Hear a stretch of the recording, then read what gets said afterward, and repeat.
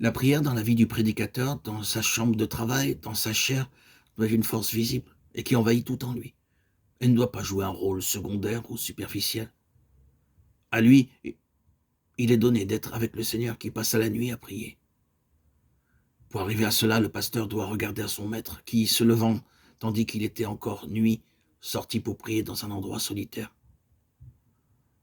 La chambre de travail du prédicateur doit devenir un Bethel, un autel, le lieu d'une vision, une échelle de Jacob, tellement que les pensées qui y prennent vie s'élancent vers le ciel avant de s'adresser à l'homme, afin que le sermon, dans chacune de ses parties, devienne imprégné de l'atmosphère des cieux, parce que Dieu était présent dans la chambre de ce pasteur.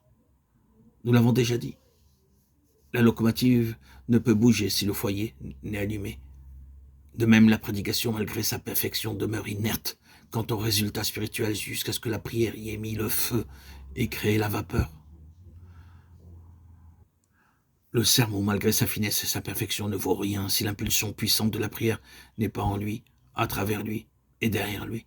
Il faut que le prédicateur, par la prière, fasse pénétrer Dieu dans son sermon, qu'il conduise par la prière Dieu vers l'auditoire, avant qu'il puisse, par ses paroles, conduire l'auditoire à Dieu, et de lui-même avoir eu accès auprès de Dieu, afin d'avoir accès auprès de ses auditeurs.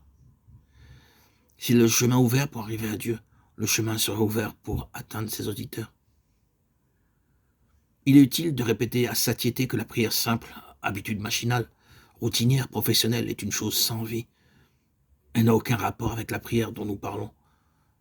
La vraie prière qui met en mouvement les éléments les plus élevés de l'âme du prédicateur, la prière qui vient de la communion avec Christ et du baptême du Saint-Esprit, la prière qui émane des sources de la compassion la plus tendre, qui désire les biens éternels pour l'homme et la gloire de Dieu. Le prédicateur sent alors profondément la difficulté et la délicatesse de son travail, et la nécessité impérieuse du secours puissant de Dieu.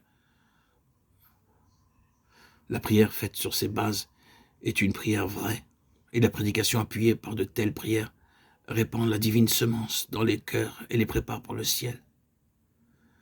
Il est vrai qu'on entend des prédications agréables et populaires ayant de la valeur intellectuelle, venant de cerveaux puissamment constitués, mais où il n'y a pas de vraie prière. La prédication qui atteint le but divin doit être pénétrée de prière, depuis le texte du début jusqu'à la péroraison, dite avec l'énergie et la force de la prière. Elle est destinée à germer et à vivre dans le cœur des auditeurs longtemps après que la dernière phrase a été prononcée.